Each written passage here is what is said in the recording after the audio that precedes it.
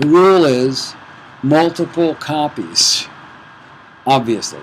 And don't put them all in the same place. I've had this nightmare many times thinking, okay, my backups are all at the studio along with the masters. What if we have a fire tonight? And I lose my backups at the same time.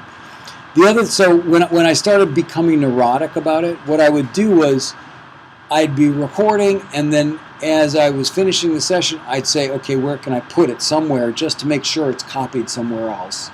And I just grab the most available hard drive and say, okay, there's space on that, I'll put it there. And then I'd keep going, and I'd have like 2 or 3 hard drives sitting by the computer, and then pretty soon I ran out of space, so I'd go buy another one, and then I'd start using that, and then before I knew it, I turned around, I had like 65 hard drives. Because I do so much recording and so much digital information generated, and I was just putting them anywhere I wanted to put it just so I knew I had a backup, just in case.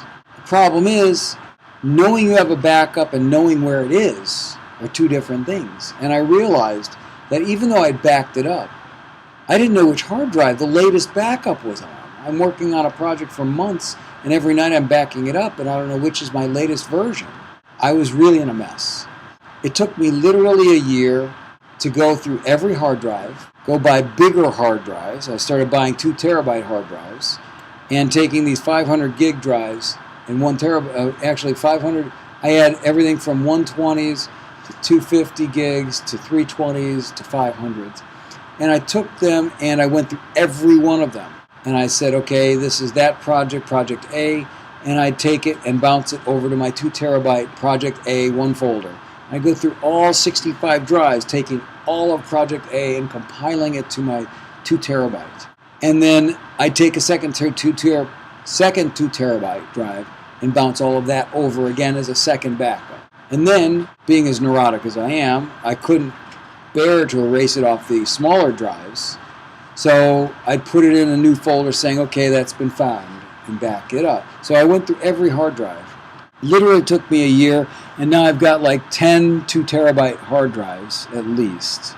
No, I've got 16. I'm on 8, I think. 8 with a backup of just project drives. And I didn't bother to do them by date. I did them by name.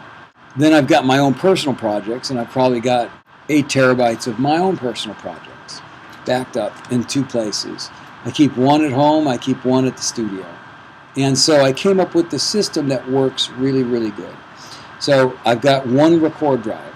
I record on that drive. At the end of the day, I went out and bought a temporary backup drive. 1 temporary backup. So if my record drive is 1 terabyte, I bought a 2 terabyte temporary backup.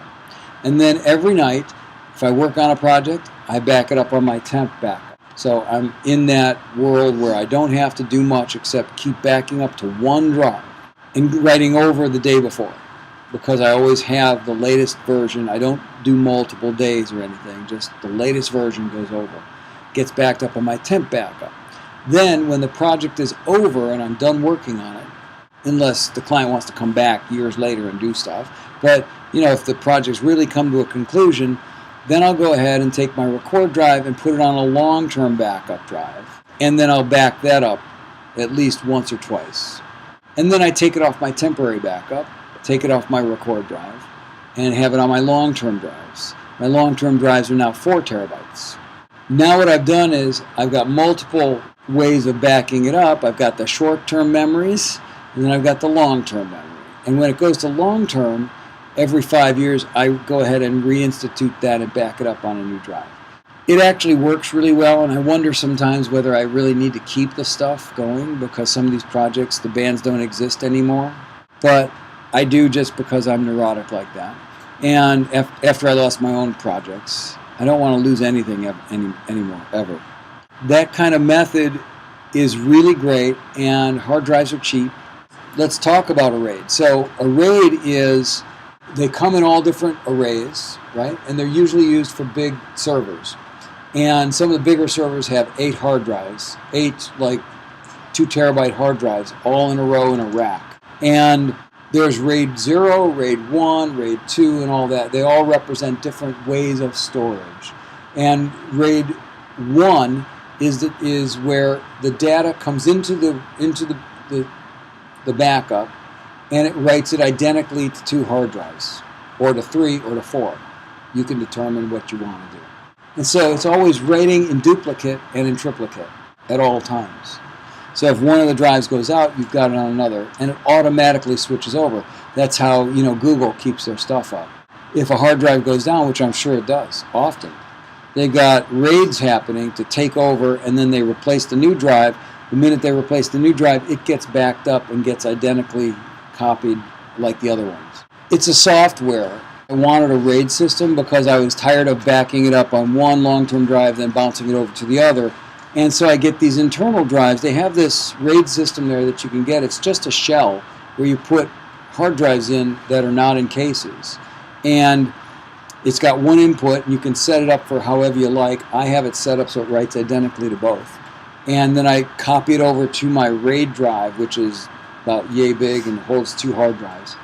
And it writes it identically to both. And I take those out, put them back in the static-proof boxes and the packaging, and then put one on a shelf and take one to the studio. So I've got it in both places, but it's easier to manage that way.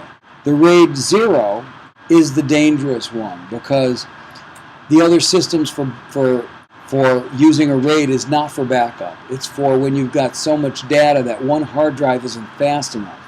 So if I'm doing a huge video project with more data than audio, it'll take my data and it'll write it to the first drive and then some data to the second drive. And so it ping-pongs back and forth with data. And so it's faster because the 2 hard drives are working in parallel. And so it only has to work half as fast to get all the data back to the computer. So the problem with that is if one of those dies, you lose half of your data and you're totally messed up. You got to be careful with what kind of RAID setup you do. But RAID 1 is the one that actually writes it onto multiple drives identically. And I thought at one point I would use a RAID as my record drive so I'd never have to back up. Unfortunately, they're not quite fast enough for Pro Tools to do that. They're a little slower because they have to write on 2 drives at the same time. Flash storage is very insecure, but it's very handy. Cloud storage is really nice because they do all of the backups and maintain it and do all the RAID for you. The problem is that to get it to the cloud, if you've got a lot of data, it takes a long time for audio. If it's just documents, that's easy. That's a small amount of data. A big record project, or like 10 songs, is like 60, 80, 100 gigs. It's going to take days to get it up into the cloud and to get it back. Store in different locations, rule of multiple copies, 1 master, 2 backups. They say 3 times is the charm. Keep data together. This is another thing that people do all the time and don't realize that half of their project's on one drive and half of it's on another backup. Make sure you know where all of your data lives and make sure that all of that data is backed up in multiple places. Be consistent about your hard drive to backup and the drives you back up on, because I learned that lesson. I'm not going to 65 drives ever again.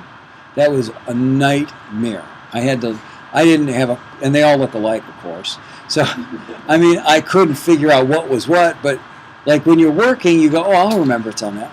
And then you come in 2 days later and you go, was it on that one or was it on that one? And then you start losing it. The other thing that I've learned that's really helpful, and people don't think to do this, but it's so helpful. Every time I open a session, immediately before I work on it, I save it as a new date. So now I'm working on a new version. So if I'm working in Pro Tools, I open a session, I save it as today's date. And then I can even have multiple versions of today's date if I wanted to. Pro Tools itself has an auto backup function. And I've set it for every 3 minutes. You can keep 100 backups in your backup folder in Pro Tools. I set it for 3 minutes because I figure 300 minutes is an 8-hour day, pretty much. If I want to come back the next day and go back to something I did the day before, I could do that. If you set it up for 5 minutes, 10 minutes, I work fast, so I could get to the point where there's a lot of things that changed in 10 minutes. And I don't want to be in that situation where, what was it 10 minutes ago? At least at 3 minutes, I can really get close to everything I do. And if it isn't everything, it's just one last thing that I have to upgrade from the previous backup. The last thing that I would recommend that I haven't done yet, which is a great idea, use Time Machine or Carbon Copy Cloner or Super Duper. These are all like free programs. that basically clone the hard drives, including all of the system information. You can do that. So clone your system drive and then clone your record drive for your data. And never ever record on your boot drive, because the program has to reference information in the program on the boot drive, and it could be at that moment still wanting to write or read something that is in your session. And then your computer can't do both, the hard drive can't do both at the same time, and it'll crash. You can set up Time Machine so that it's set up so that it only backs up the new information on the hard drive, not the entire hard drive all over again. I threatened to do this, but I haven't done it yet, is have like a 4, 5, 6 terabyte, 8 terabyte drive sitting by the computer connected to Time Machine, and at 4 in the morning it'll back up anything new on the computer. And that's another way to do it. I'm pretty neurotic about it. Every time I touch something, I back it up. So, but that would be a really handy way to do it. And if you've got a desktop computer, not a laptop, my desktop computer has 4 slots for hard drives. So I've got a boot drive, a record drive. These are internally. A boot drive, a record drive, a backup drive in the computer that's like 4 terabytes. So the boot drive is 1 terabyte, the record drive is 1 terabyte, and then I've got to hold program and sample information in the 3rd slot, which is 1 terabyte, and then the 4th slot is 4 terabytes. And then I've got Time Machine set up to run from the record drive to my 4 terabyte drive at 4 in the morning or whatever you could choose to back it up automatically. And then you just leave the computer on and it'll do auto backup every night. Last but not least, loss of data is catastrophic. Data recovery is hard if it's possible, costly, time consuming. So back up, and back up again. 3 is the charm, is what they say. Okay, now you're doing it all at your own risk. You've been told and warned.